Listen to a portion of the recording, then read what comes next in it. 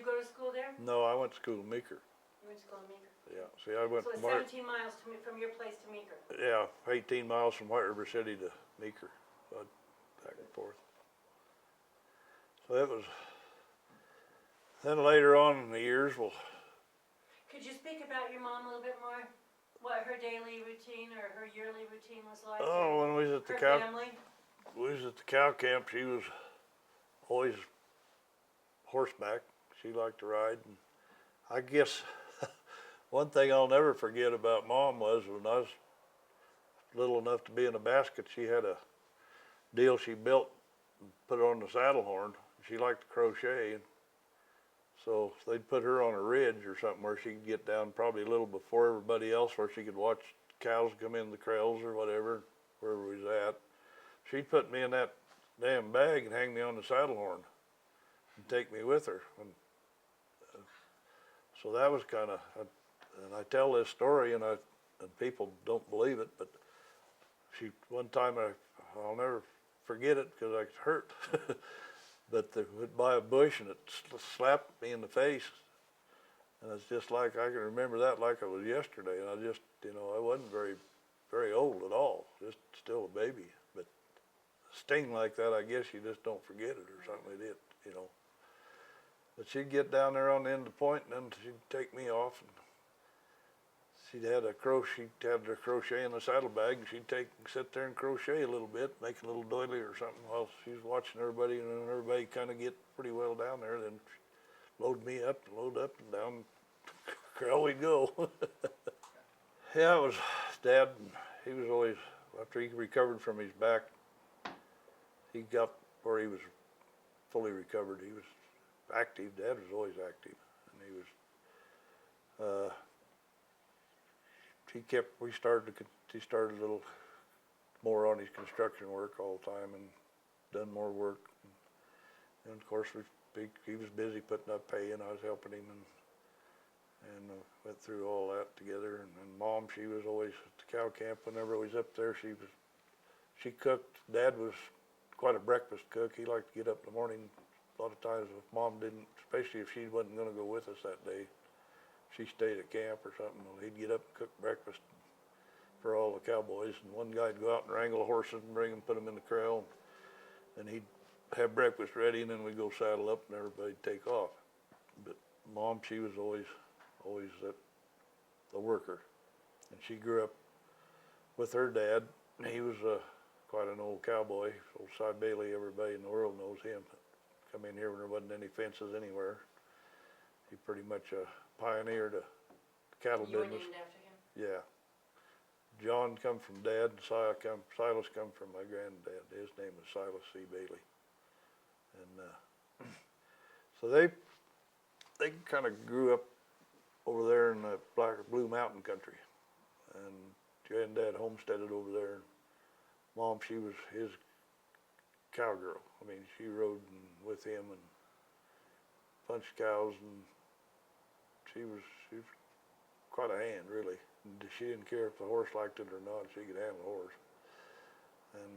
And so later on, well, I guess Granddad was kind of protective of Mom, and she pretty wanted to know who in the heck she was going with and who he was and what he'd done and everything else. And so I don't know. I think they met down there on Piance Creek or dance or something. I never will know the whole story, I guess.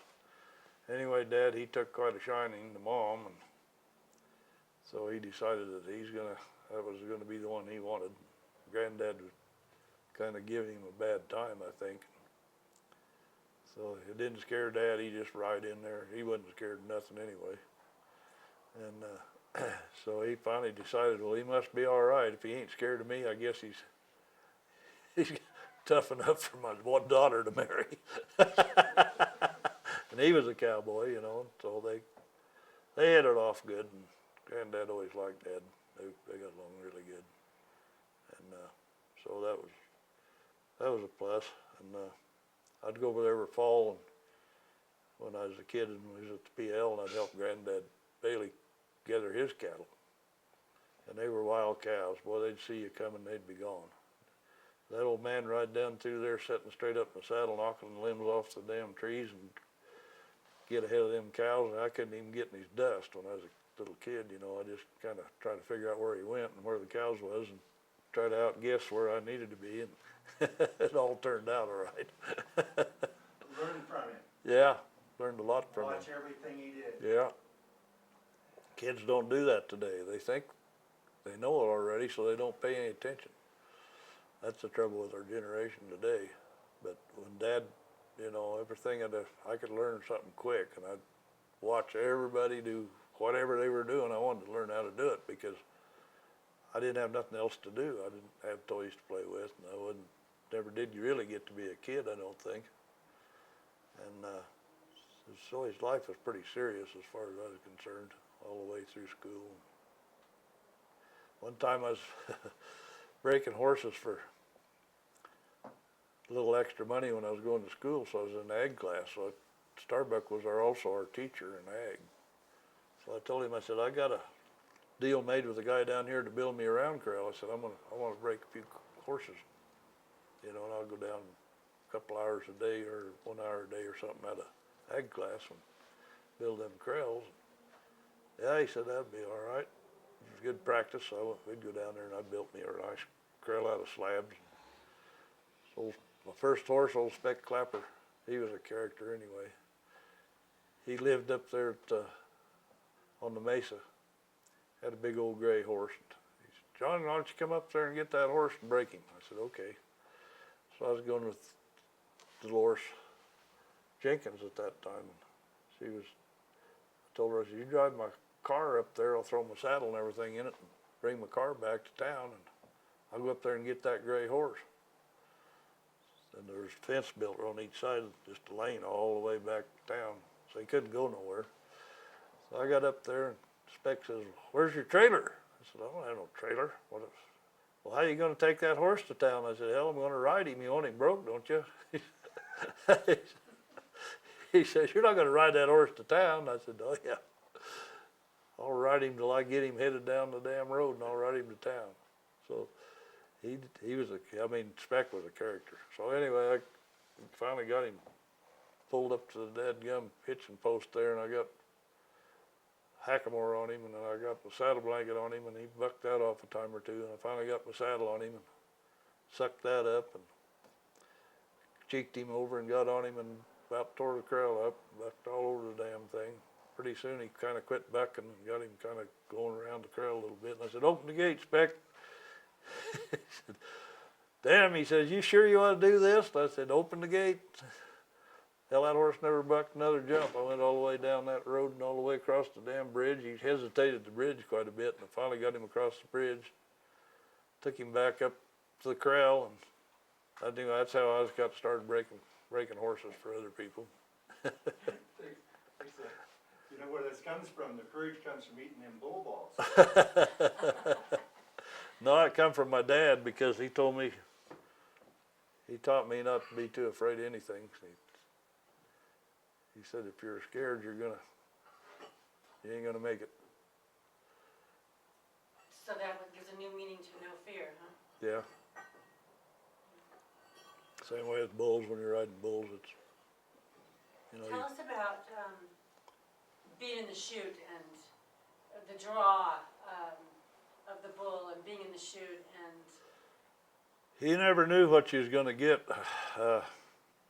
I'll go back to one story that's kind of neat, and I got a picture of that bull. Bev took the picture, but Cleve Gentry was furnishing stock, and he had a bull that was a shoot fighter, and he was also a big old black bull, and he was meaner than heck. He liked to eat you up. And Glenn Armour at that time was quite a bull rider, and he was a little older than I was. He kind of coached me. He was my coach. And he took a liking to me, and he taught me a lot about riding bulls. So him and George Layton over in Meeker, George taught me a lot too. But he was in Craig, and this old bull bucked him off and put him in the hospital for about 2 weeks. And so we got, I drew him in 4th of July in Meeker about a couple months later. Old Glenn come up there and he said, "You draw that black bull?" I said, "Yeah, I sure did." He says, "You're not gonna ride that bull." He said, "I'm not gonna let you ride that bull." I said, "Hell, I drew him. I think I'll ride him." Nobody rode him up to that point. I was 14 then.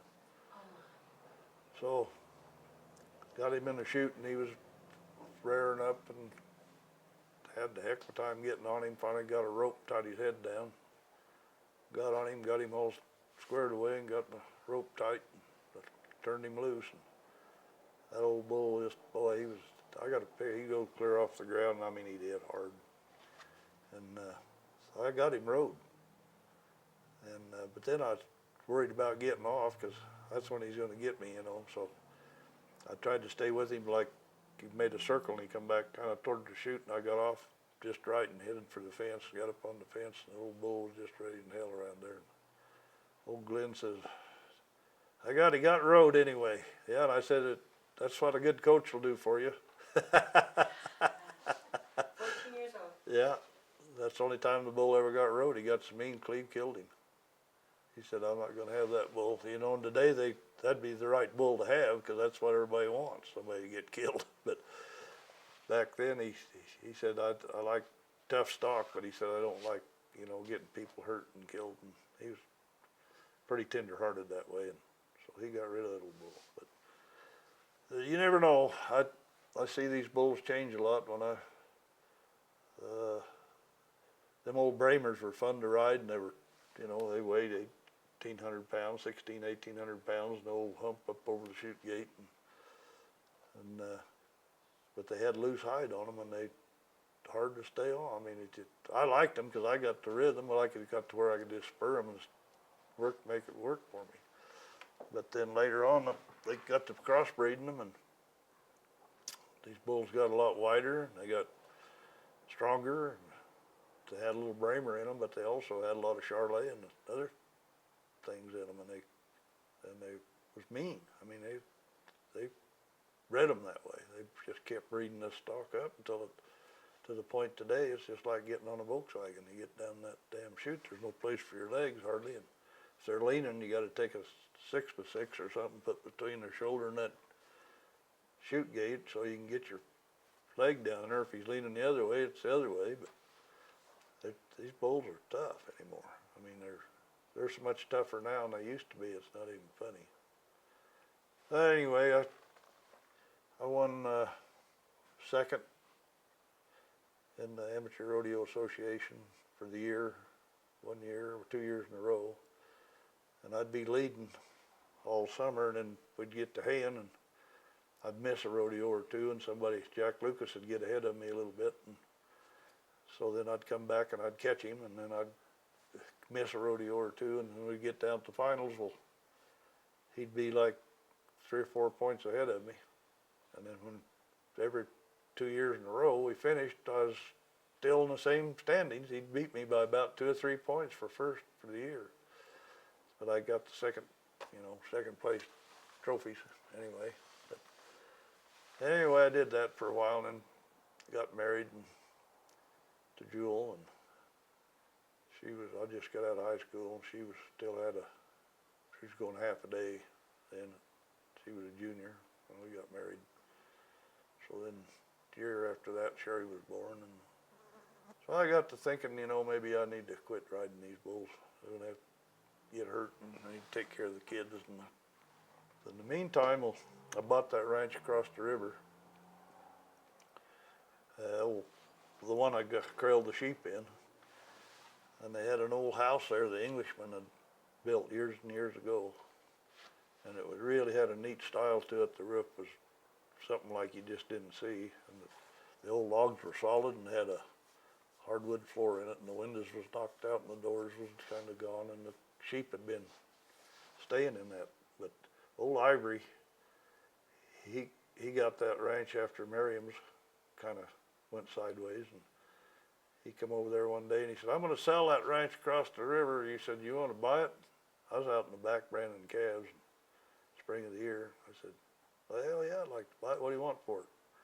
Well, he said, "I got 1,000 acres over there." He said, "I want $30,000 for it. And I said, you want $30 an acre for each and every acre you got over there? And I knew there wasn't no 1,000 acres. So I just knew that.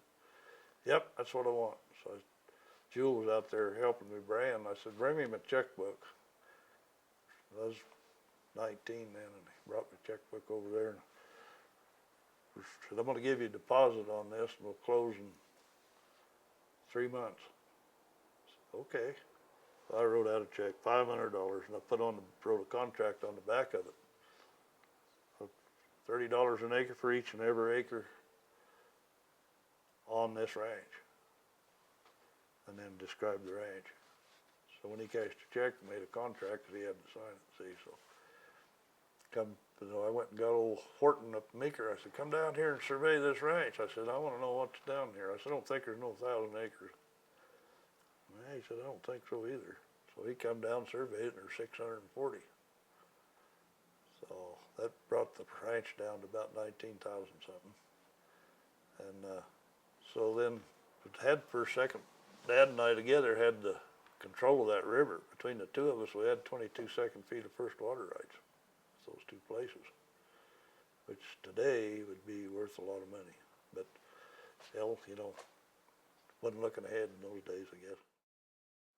Anyway, I made a deal for that ranch and had it surveyed. I had 640 acres instead of 1,000, so that brought the price down to $19,200 or some figure like that. So in the meantime, the highway would kind of cut it in two, and the bottom land was all on the south side, and some of that old tough ground was up on the north side. So the sheep men, they always trailed their sheep. They had a sheep association, and they'd trail their sheep back and forth through there all the time.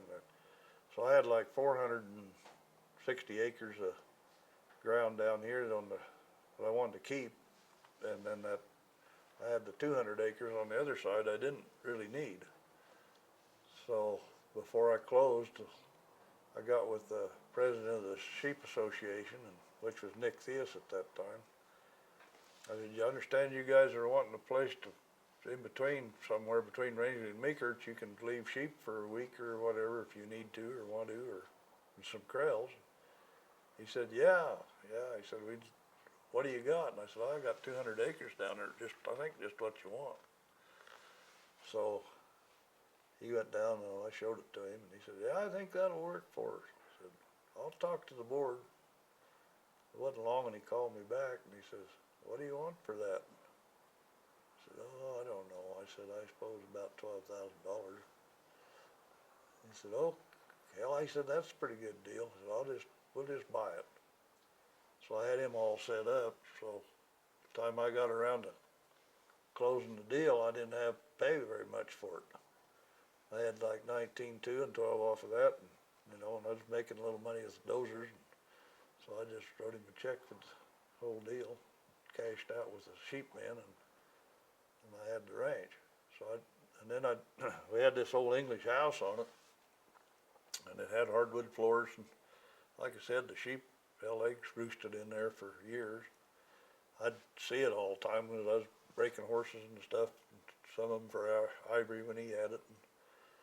And I kept looking at that old house, and I thought, damn it, Meg, I think a guy could fix that up. So anyway, after I got it bought, I took Jewel over there and I said, what do you think of this? She said, don't look too good to me. I said, well, we might make it look better. So got busy and got all the manure out of there, and just to my surprise, that hardwood floor in that house didn't have a rotten spot in it. It was just as solid as a rock. And so I took and had a guy bring one of them big old sanders down. They sanded that whole house. It was all hardwood, and there wasn't a rotten board in it anywhere. And it just shined like a new dollar when we got through and put new treatment on it. So I hired a guy.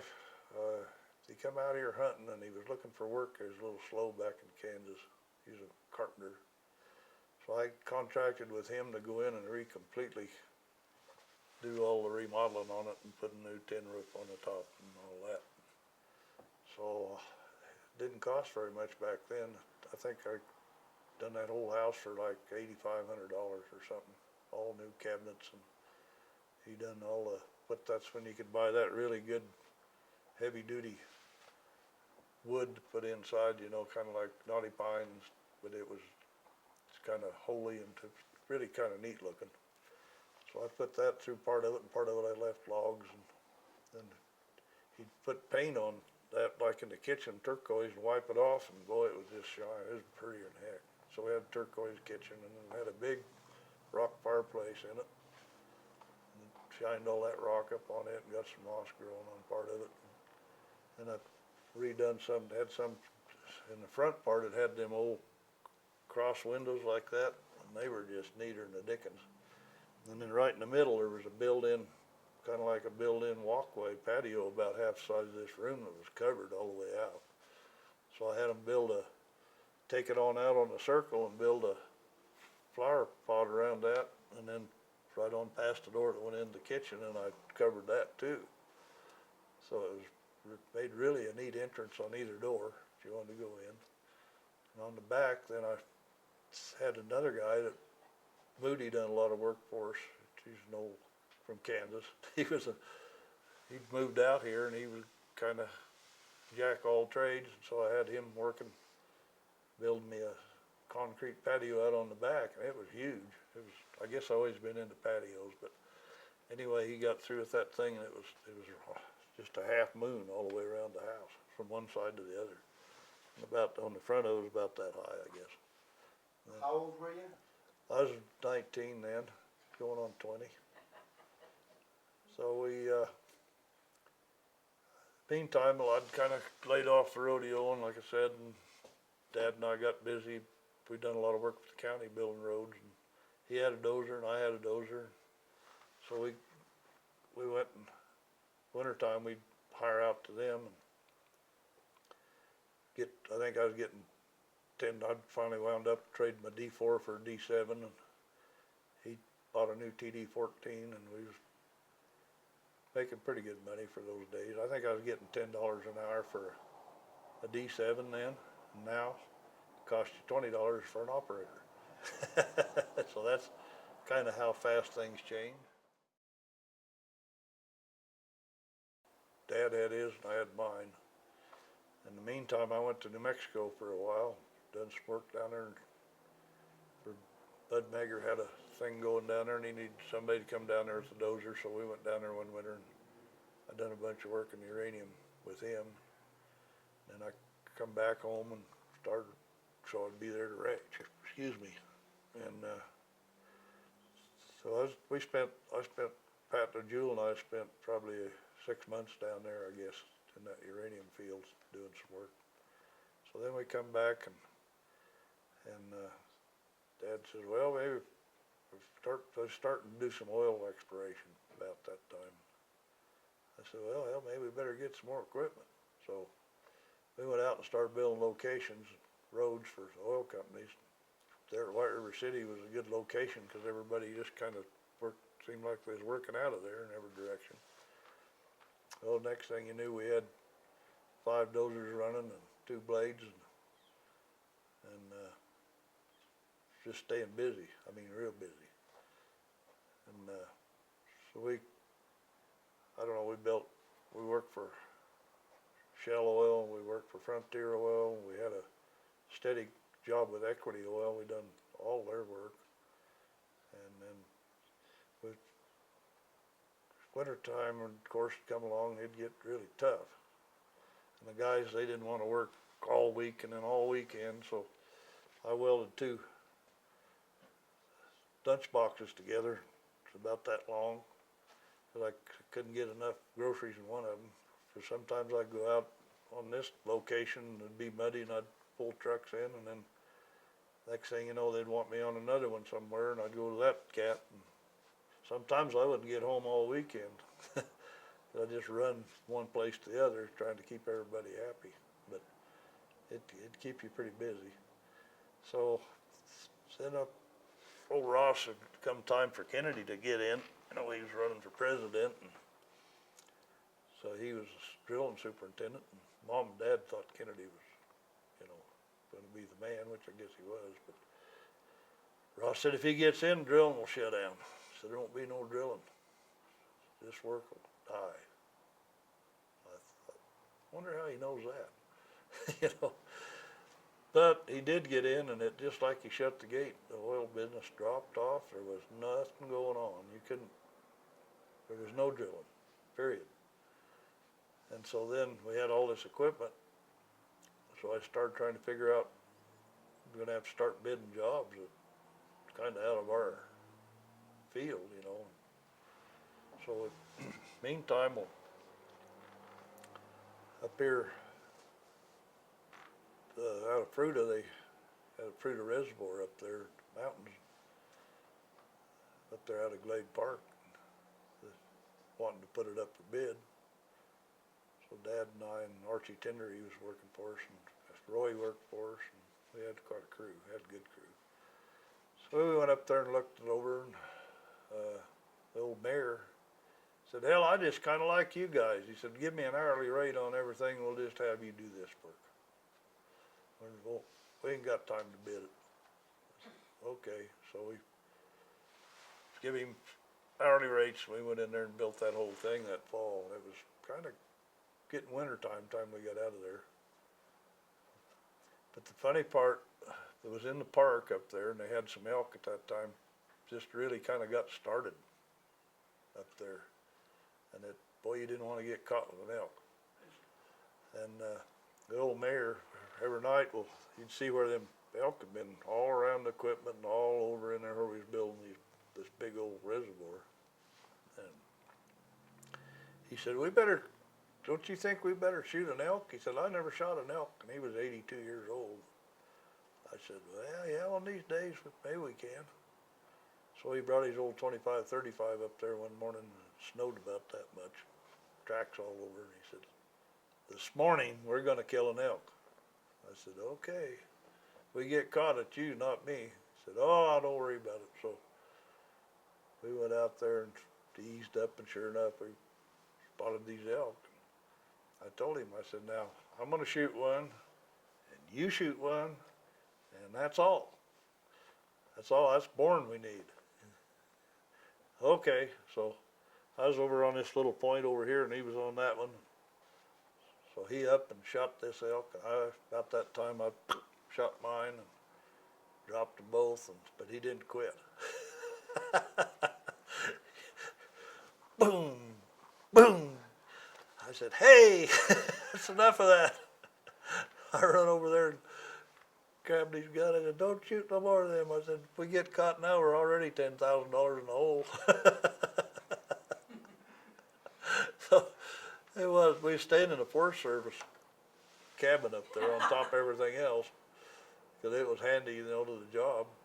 And so finally everybody took a little bit of elk in the back of their cars, and we got it all out of there.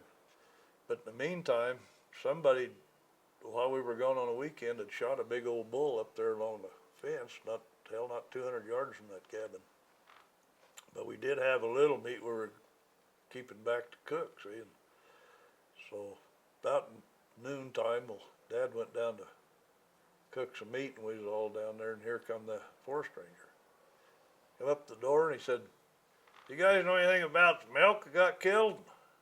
God, our heart just fell, you know. I said, no, not really, why? Well, he said, did you see that one up here along the fence laying up there? I said, well, yeah, I did see that one. He said, well, just wondered if you had any information on, if you seen anybody up there or anything happened. I said, no, I didn't. I said, sure didn't. But then I got to thinking about it, and I thought, I bet that old man shot another one through the heart or something, probably, and run over there and died. I'll bet anything, because it was like the following week, you know, it showed up. So it had us pretty nervous around there for a little while. Come out all right, and we got the job done, got out of there. So then we had a job come up in Paonia. It was a loser, but a big government job, building a canal, Fire Mountain Canal up there. So we decided we'd better get in on that. So I went up there and we bid it, and we got it. We thought we had a pretty good bid on it. It turned out to be a nightmare. It was a tough job. So we did lose quite a bit of money on it. And they had a shale cut that looked like soft dirt and went through this mountain. We had a 114-foot cut to divert this canal through there. And to make it tougher, the slopes were going down to the bottom, and it was narrow at the bottom and wide at the top. But the further down you went, the narrower it got and the tougher it got. But anyway, we went down about 12, 15 feet on top and hit that shale, and it's just harder than anything you ever saw. You can't rip it, you can't, it's just awful. And so I was sitting around scratching my head. I said, let's go clean some of this other ditch and get it ready for lining. I said, I got to think about this. So I went and talked to the powder company and told them, I said, I think I'm going to have to shoot all this. And I figured out how many holes and all that. So I traded a little work with Bud. He was Megger. He was doing some work down there in Utah and another mining deal. And he had a Mayhew 400 rotary drill on a truck, drilled 4-inch holes. So I said, instead of paying me, I'll just trade you out of that drill for a while, and I'll drill all the holes I need for this job. So then I went up to feed store there in Paonia, and I said, I got a lot of fertilizing to do. I need to buy about 15, 16 ton of that prill. He said, that's a lot. I said, yeah, that's what I need. So he said, okay. So I took it all up on the job, tore the tops off of them, took a gallon of diesel fuel and poured in each one of them, left them sit there while we was drilling all them holes. Then I went down to powder company and I bought a bunch of that 2-inch powder, big powder. So we loaded them holes, we put delays in them, delayed from blew the ends out first and just kept working it back, where it had a place to break to all the time. And so we 2x4s and tamp them holes, and every so often we'd put another stick of powder and some more nitrate. God, we had a lot of it in there. Used up about all that we had, and then I think I had about 2 or 3 tons of that 2-inch powder too. And so we went to set that thing off, and it looked like an atomic bomb went off. That thing went off, and it just mushroomed up there. You couldn't believe it. And it broke windows on that same formation past Paonia over there, and nobody could figure out what happened. So we never got a bill for a window, ever. But I had 2 operators that was living around on that other side, the reason I knew it. And they just shook hell out of their house. It didn't break any windows in theirs, but they said, boy, you can't believe how that concussion just followed that strata all the way around the head of that valley. But anyway, we blew it up and got the thing done, got pretty much out of there. We was down to the bottom. I had 2 brothers working for me. One of them, his name was Pee Wee Stewart, and the other was Stanley. And we was shooting some bottom holes to try to get the grade. And Pee Wee drove up there about the time we set one off, and he'd been running a drag line. So we had 2 that didn't go off, so we was checking electric on them. Stanley told Pee Wee, he pulled up there in his pickup right in the middle of where we was working. He said, Pee Wee, he says, you better get that damn pickup out of here. He said, we got 2 that didn't go off, we're going to reshoot them. He said, you guys, I don't know what was going through his head. Nah, them guys, they went off. I mean, they ain't going to go off. Blah, blah, blah. And Stanley says, Pee Wee, better get your pickup out of here. Yeah, I'll be all right. So we had that old TD-24 sitting there, and old Stanley and I jumped underneath the cat, hit the plunger, and blew. So old Pee Wee cussing and dancing. He done blew up my damn truck. About that time, he seen them rocks flying, and he dove underneath that dozer with us. And the funniest thing about it is, he was parked just right. There wasn't a rock broke a window in that truck, or nothing didn't put a dent in it. It should have blown it all to pieces. It was so funny. That was some of the funny things that happened anyway along the way. But anyway, we got out of there, and work got a little slow, and so Bud Harp and I started mining uranium. up on Uranium Peak when uranium was kind of coming up. So we went up there in wintertime and got a lease on this old Allen mine, and we went up there and we run a drift in there 80 feet by hand. We'd drill it and shoot it and muck it, and all by hand. So we had enough uranium build up to where we went and got us a mucking machine and some stuff, and then we got a little more production. But we made pretty good money off of that while we were trying to figure out what to do about recovering from this other wreck. So after that, then You had how many children? had two, Sherry and Lisa. Where was Lisa born? Sherry was born, let's see, I got married in 53. Sherry was born in July 29 of 54. Lisa was born August, I can't remember the day exactly, on 55. I always told everybody, I said, well, I got married July the 12th. So my birthday is on July the 11th. We got married on the 12th, and Sherry's born the 29th. But then I'd always say a year later.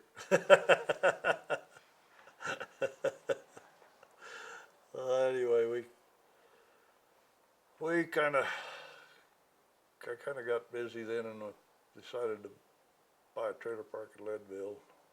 In the meantime, backing up a ways though, we after got through with Paonia, I got to looking at that ranch that I'd bought.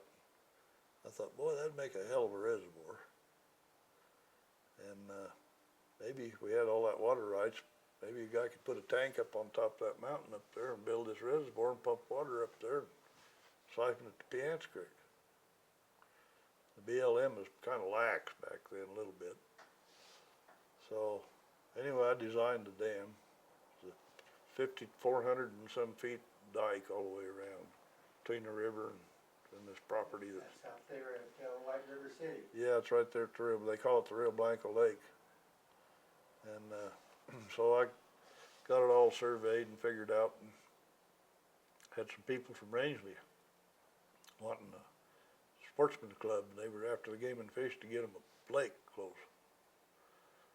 And I knew Higgins pretty good, and he was ahead of their deal, and he come up there and he said, "Understand you got a location for a lake here?" And I said, "Yeah, I'm fixing to build it." He said, "Well, what would happen if we just sold it to the Game and Fish?" I said, "Nothing, I guess." I said, "I'll sell it to them if the price is right." So then they come, looked it all over, and I showed them the plans and showed them outlaid. And so I got to know the Attorney General in Denver. I was in his office about every day there for a couple of weeks trying to put a contract together. And he said, "Well, we're having a hard time. If we buy the land, then you got to bid it." But I said, "Well, I don't want to do that. I said, I'm going to sell it to you. I want to build it. I get paid for building it." So I said, "We'll drop this contract. You give me so much money, build. Not buy the property and then build it." So I finally got that through their head, and we drew up the contract. Anyway, we went in there and had a guy show up with a paddle wheel scraper, and he wanted some work. So I asked him, I said, "What are you going to charge me to move this dirt?" And he said, "Oh, about 11 cents a yard. 11 cents a yard. Today, you couldn't even buy fuel." But anyway, I said, "Well, how much you think you get all this moved?" And he said, "Well, I think so." They worked double shift, him and his brother, and they had hauled a lot of rock in there and a lot of dirt, and got through that year, and he didn't quite finish it. And so I told him, I said, "Well, Mark," I said, "I'll settle up with you up to where we're at." And then I said, I think I'm going to have to finish this myself." So the next year I went, that was a long trip. I bought 2 scrapers in Salt Lake, motor scrapers. And that old Bob Davidson was working for me. So I told Jewel, I said, "Well, let's go to Salt Lake and look at these scrapers the company's got for sale down there," because they didn't have any work either. So I said, "I'll buy them or rode them back. So we went down there, and old Bob and I looked them over, and damn, they looked pretty good. It was international scrapers, old 2 T75s. So we got our sheepskins on and didn't have no cabs or nothing on them, of course. It was spring of the year, pretty cool. So we started back with them damn things, and all the mornings, them tires would be hard, and it'd be just like a bucking horse going down the road. Pretty soon they get warmed up and get, and it'd smooth out a little bit. And had a wide load sign on the front, no permits from nobody, just going down the road. I don't know how we made it from there all the way back to White River City without getting stopped by somebody, but we didn't. And it took us 3 days. We rode them things all the way back. I got pictures someplace of Dad when he showed up there, and him and Jewel, I took a picture of them, and Bob and I first pulled in the Meeker with them. And it was a long, cold trip, I'll tell you. But anyway, we moved all that dirt, finished moving them with that, and got her all done, and then we settled up the game and fish, and that kind of healed us up a little bit from stuff that we'd been through already. Roy run a dozer on that. Yeah, Roy run a lot of equipment. He was in Texas when we was doing oil field work, and things dried up down there, and he wasn't liking it very good. So he come up and he went to work for us. Roy worked for us for a long time, and in fact, he practically lived with Jewel and I for years, and then he stayed with Granny J the rest of the time, whenever he's home. But yeah, he runs scraper. I got a picture of him up. He might have seen it over there on the patio. He give us all that music equipment that I play on the deck, and I got a picture of him on a D7 when we was building that reservoir for the town of Fruta, with us pulling a scraper behind the dozer, and he's looking. I got a picture of it sitting on that one speaker over there. You'll have to look at it. Yeah, he drove truck for us a lot, and so then when I bought that trailer park up in Leadville, I made a deal with him to just go up there and run it.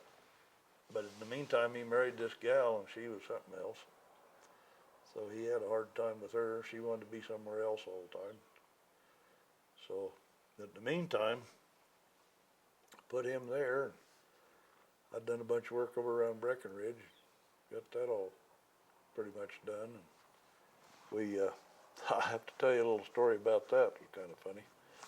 We went up there to work, and we used to handshake, and and yeah, I'll pay you, and this is what we do, and you go ahead and get the job done, and everything's fine. So we went up to Quandary Lodge, Quandary Village they called it, built a bunch of road up there on Hoosier Pass, and so come time to pay us up, we got through. He paid a little long, we got through. Well, I couldn't get her money. He owed us about $30-some thousand. That was a lot of money back then, but couldn't get it. So had a guy there that was doing the engineering, the guy named Dan Hamilton, and another guy by Opie Sullins was doing their carpenter work, and we was all having the same problem. So we went down to town. We called this Howard guy up that was supposed to be the big shot, and told to come down to hotel. We was up about 4 or 5 stories. So we need to sit down and see what we can work out. So he come down there, Howard Carroll was his name. And he'd been in prison, I guess. I didn't know that at the time, but I found out he was kind of a swindler, I guess. Anyway, we were sitting there, and there's a little table between us about like that, and the window was open. And we was waiting for him to show up, and he finally showed up. I said, we just wanted to get with you and try to figure out how you're going to pay us and how we're going to settle this, and so we can keep busy and you can keep selling lots, and then that way you can stay in business and we can get paid. Well, he made a big mistake. He said, if I had the money to hire you so and so, he said, I wouldn't have hired you in the first place. Man, I grabbed him by the throat, started choking him, and stuck his head through that window. I was going to throw him out of the damn upstairs window. Them 2 big old bulls come over there, grabbed me and jerked me off of him. Oh, I was mad. Took him a little while to get his air back. Finally, he took off, and Opie and Hamilton, they's big old husky kids, and it's a good thing, I guess. I probably would have thrown him out the window. But anyway, time went on, so Roy and Dad and me and 4 or 5 other guys worked for me. I had a job next door to them up there. And they had this biggest A-frame that time in Colorado, maybe in the damn United States, I don't know. It was a big old thing, kind of like a lodge. It was pretty nice, real neat. But they were all just a bunch of crooks. But anyway, we went up there that spring. I was looking for a place to keep everybody, so I went in there and I told this gal, I said, I need 4 rooms, or no, 5 rooms. She says, you got reservations? And I said, yeah, I made them last year. She said, what's your name? I told her. She looked, I don't see you on here. I said, oh, I made them. Trust me. So I told each one of them guys, Roy, and I don't know, there's 2 or 3 guys from Denver working for me, and Dad and me. And I said, everybody get a room. Don't want nobody staying together. I want everybody to have their own room. So we just took the place over. Everybody went and got their room. Girl was just frantic, didn't know what to do. So she called this Carol up in Denver and said, I got guys here. John Johnson, you know him? He said, yeah. He said, they just moved in and took over 5 rooms. I said, what should I do about that? He said, I don't know. He said, I guess we're not going to do anything. And the sheriff, I knew him downtown real well, and he knew what was going on up there. And they did try to finally call him, and he come up there, and he said, what's going on? I told him, he said, oh, hell, I wasn't even here. I went back to town, that was the end of that. So Where's your money? We'll get it back how we can. yeah, exactly. We'll get what we want. So they bring these people in, put them on a bus, and show them all around, and sell them same lots. Had the pretty views, I think, probably 4 or 5 times, and then they'd take that steak and put it somewhere else, you know. But they always had lots of food, lots of booze and stuff up there for that every other weekend deal. So we'd eat like kings. Dad would go down there and cook breakfast, and we'd have big old steaks for supper, and we'd go in the bar and drink their whiskey, and everything was working great. So they brought in a guy and his wife. They were a German couple. They was honor in hell when they first got there, but they finally figured out what was going on. We was real good friends when they left, but he thought, well, he sent him up there to more or less kind of chase us out of there, I think. So he come up, and I seen him building this big fancy door. I wondered, what are you going to do with that door? It's about that thick. So after we went to bed, he put it on the kitchen, so Dad couldn't get in the kitchen. So he come up there and he said, son, I can't get in the kitchen. I said, what's the matter, Dad? Oh, he said he put a door up down there. He said, it's got a big old lock on it and got them heavy hinges on it. And I said, really? So we had some guys up there sawing trees, and we had them great big old skill saws, about 4 foot long. I said, hell, I'll fix that, Dad. And I went out and got that old chainsaw and cranked her up, went in there and made one below that hinge, one below this hinge, one there, and one there, and one there, and one there, and one around the lock. And I told Dad, I said, open the door in the back now. So he went back there and opened the door, and I just took the door and throwed it out the back. And I said, now you can cook breakfast. That old boy How was... long did you stay there? We stayed there till we was ready to leave. Did you get your $30,000 back? Well, close. I made them give me a deal for taxes where we paid room and board there all year. That's the only way I could ever come out. But we stayed there, you bet. They ate nice. Drank their liquor. Hell, they locked the bar too. That was another story. So I had a little guy that had a window, serving window, and I just hold him up there and let him go through, and he'd bring back what we wanted, and then he'd come back through the window. Anyway, that was an experience, and then we finally got out of that wreck, and then about that time, fire canal come up over here. We was still kinda in Meeker too at that time. And, I was wanting to buy that trailer park in Leadville that I was starting to tell you about. And at that time, there was 150 acres up there and 75 trailer spaces, and Climax was going strong and had 2 apartments. And the old guy was wanting to go down and mine gold. And he wanted $100,000 for it. So I made him an offer, and so much down. I'll give you 10 grand down, so much a month from now on, you know. And so I said, in fact, let's just call that first $10,000 advance payment and call it a lease. That way, I said, I can take that off my taxes. So the first down payment, we call that a lease, and turned into a purchase but the purchase price was less than what it would have been with the lease on it. So that way, I got to deduct that down payment for taxes off of the whole deal. But in the meantime, the Miller Creek ditch come up for bid over there at Meeker. So we went and built it. And I hit it a little cheap because I wanted that extra money to put in that trailer park. Nobody could figure out what I was doing. But anyway, we went in there and it was pretty much rock. And we built that and got out of there. And that's when we moved back in, I think it was 88 or somewhere. Yeah, probably 88. Somewhere in there we went to Leadville. And got Roy situated in that deal. And we rented a house in Breckenridge, and because I was doing a lot of work over there. So Jewel and I and the girls went over there, and they went to school there for first half of that year. So then Bud come along, and he says, Johnson, let's go to Winnebucca, Nevada. I said, what the hell are we going to do down there? He said, there's a mine down there we need to go look at. I said, all right.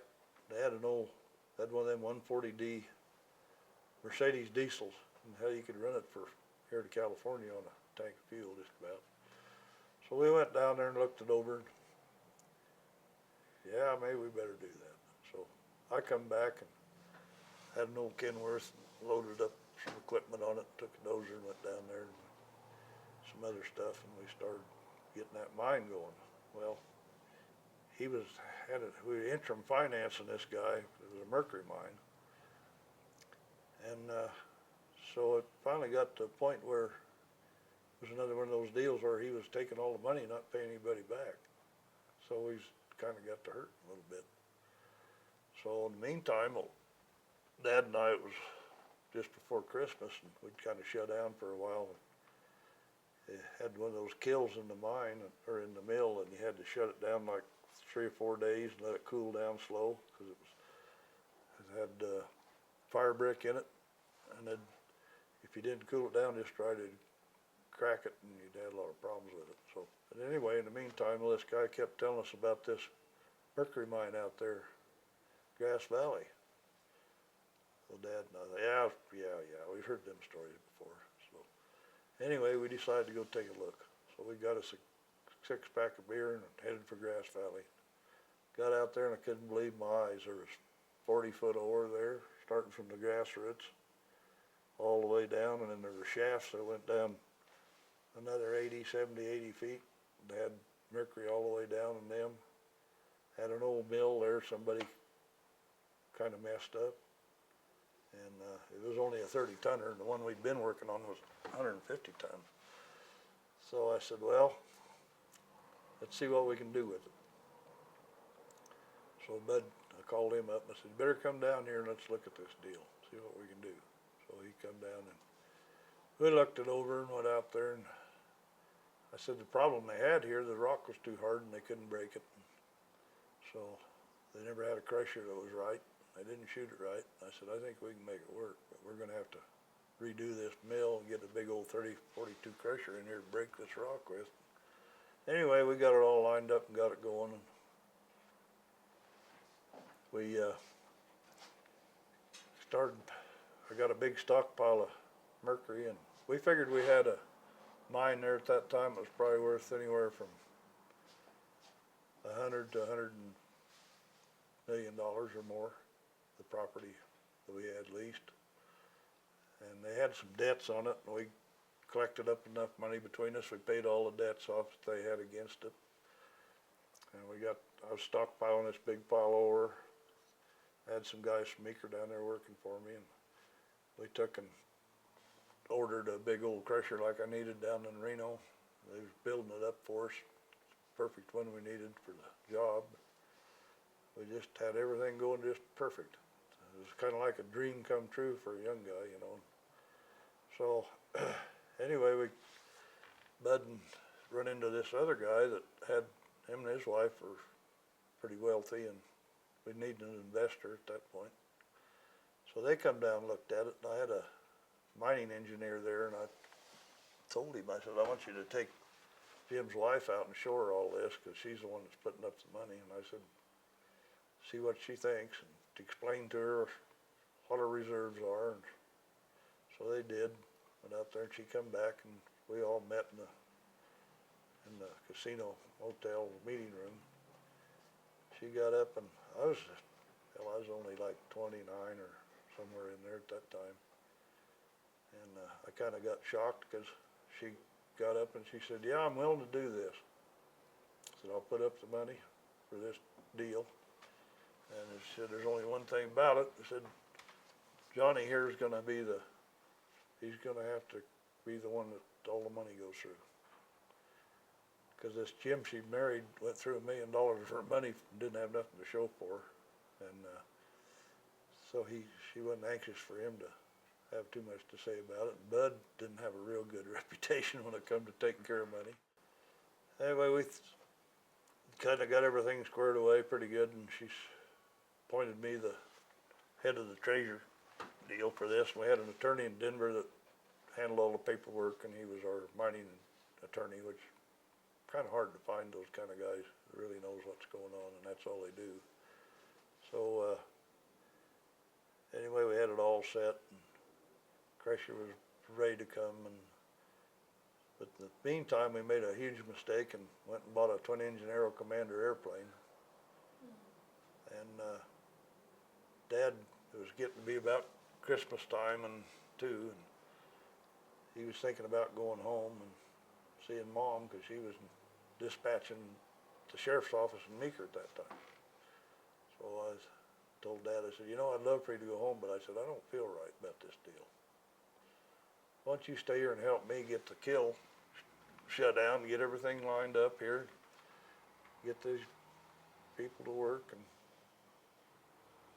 help me get through that. And then I said, we can just take that little 140 Mercedes, we had it down there for a little company car we drove. I said, you just take it and go home. You'll be there in a day. Oh, okay. But he was supposed to be on the plane. It started snowing. They stopped in Salt Lake, and it was snowing so damn hard they couldn't see nothing. I don't know why they ever took off. We had a pilot that didn't know nothing, I don't think. And Leonard Hoagland flew down there with them, and he was a friend of mine, and he was real knowledgeable on crushers. And so Leonard said, I ain't flying back with that idiot. He said, there's only 2 major highways down here going west, east, and west, and he said he couldn't find either one of them. He said, it's kind of scary. I said, yeah, it sounds like it, because I used to fly too. So I said, well, Dad sure don't need to go. No, he don't need to go, he said, no. So I talked Dad out of going, and sure as heck, they took out of Salt Lake. This guy was on instruments, and Jim was trying to prove to his wife how bad we needed that airplane so everybody could get someplace to be there on time, that he pushed it too far, and they got up there and iced up and crashed, killed everybody. Was a woman on the airplane? Mm-hmm. Her husband, and her newlywed son and his wife, and Bud, and the pilot. Bud Maggard. Yeah. My dad talks about going up on horseback and finding the wreck. Yeah, it was pretty bad. Of course, I was still down in Nevada, and Dad, he was really tore up, because he practically raised Bud. You know, he was at the ranch more than he was ever home. So it was quite a shock to all of us. And but in the meantime, we had some little bit of paperwork we had to finish up with these guys. We had the property lease purchase deal from, and their bills were all paid and they had a pile of ore there and it was pretty hard to get along with. You know, they all of a sudden decided maybe they didn't need us. And with the principals gone, made it a little tough. So I kind of come home with my tail between the legs after that. Well, it was such a loss. Oh yeah, loss of friends, loss of money, loss of everything. So I come back home and started gluing equipment back together. Had an old cat there we fixed up, went back digging dirt again. So How did this impact the Mager family? yeah, it was real bad. Yeah, it was a horrible thing that happened. And it was, of course, Bud and I, we were kind of like Pat and I always thought so much of him. You know, I think Bud and I was even closer because we was always into something together, doing something somewhere. So it was a tough one. So after that, well, I went back to Denver and put the kids in school over there. A friend of mine, them and Jewel stayed with them. I got some more work going back up in Breckenridge. And meantime, Roy's wife throwed a shoe and didn't want to be in Leadville anymore. She wanted to get the heck out of there. And so Roy wanted to leave, so we went back to Leadville and took over the trailer park, and I started doing construction work up there, and fixed up that old house and built a patio in the front of it and done some things. Got it where it was making good money, making real good money actually. So then they had a bunch of work to do up, some of them old gold mines was taken off, and we was building roads up on that divide back there. As you can see from when you're standing in Leadville, you can look up there and you'll see the divide. We built a road all the way across that divide, and just over on the other side is Breckenridge. And so I sent Roy up there. I got one job up there, and told Roy, I said, Roy, why don't you go up there? I said, this guy come down and wanted a cat for a while up there. I think it might be an all summer's job. You want to go up and take care of that? That was before he left to go to Texas.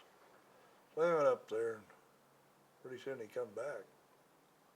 Said, I ain't working up there. I said, what's the matter?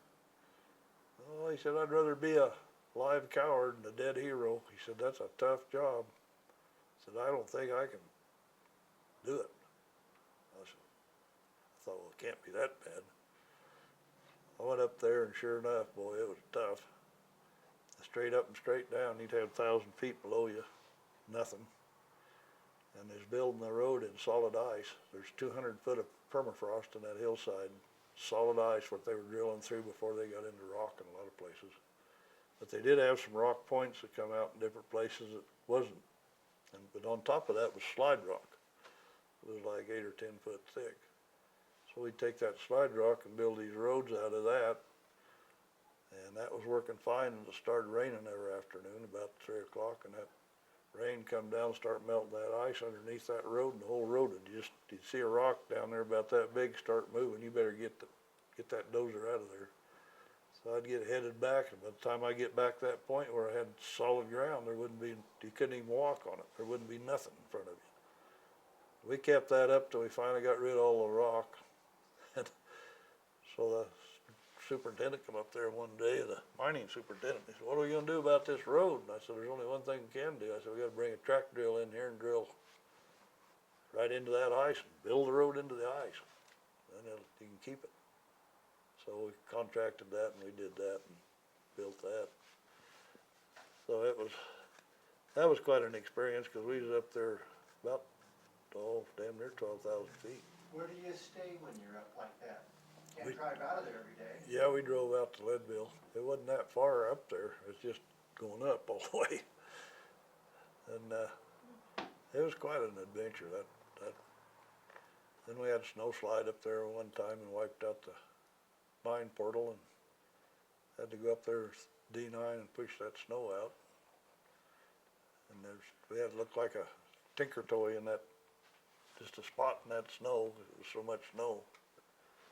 There's a lot of experience up there in that country.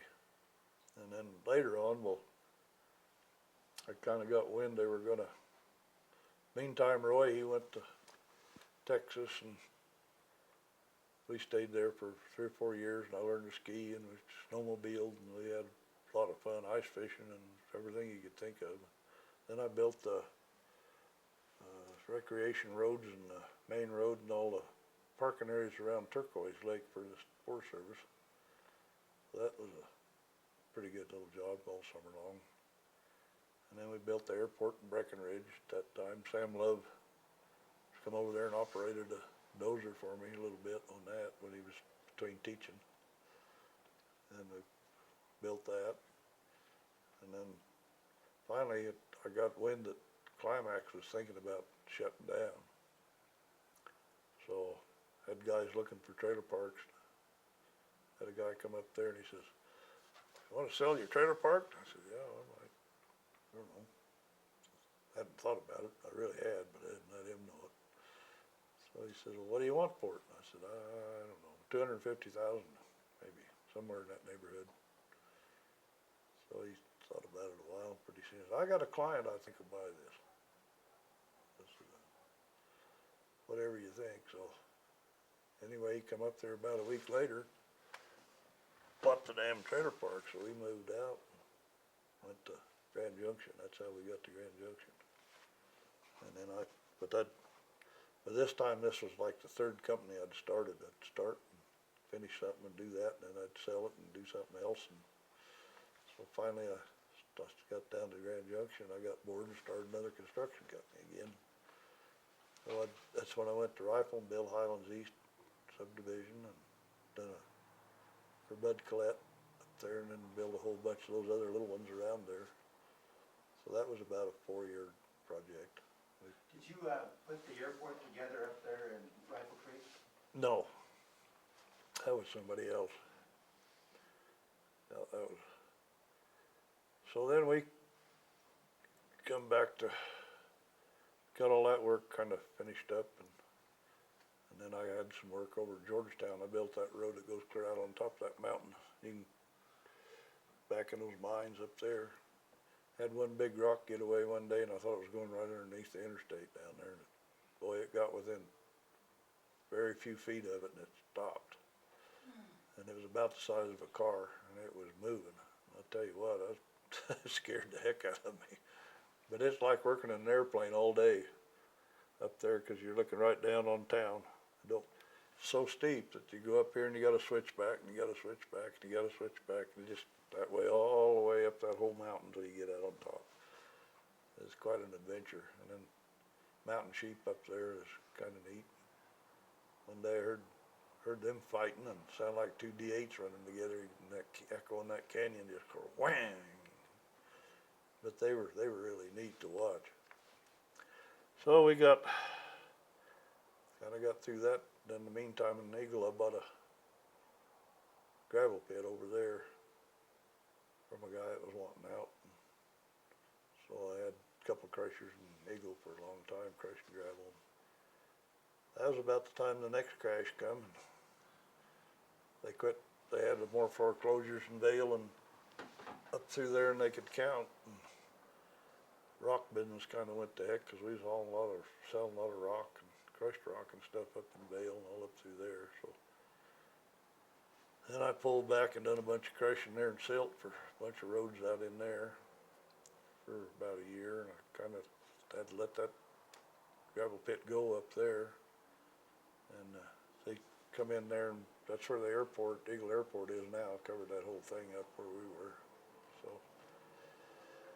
and about that time, I don't know, things fell apart between Jewel and I a little bit, and I decided I was kind of pretty nervous, and I had a lot on my mind, and I had an apartment up there in Eagle where I had my gravel pit.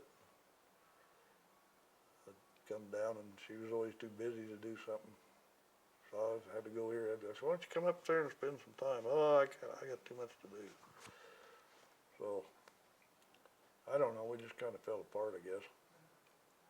So one day I went home, and I thought, well, hopefully nobody will come around this weekend. I can get some rest. And hell, the whole house, next thing I know, was loaded and full of people again. And So the next morning, I always got up on Sunday morning, went down and washed I always had a ranch arrow, had a couple of them, so I'd go down and wash it and clean it up and go in and have a cup of coffee there at the bar, and I'd come back to the house.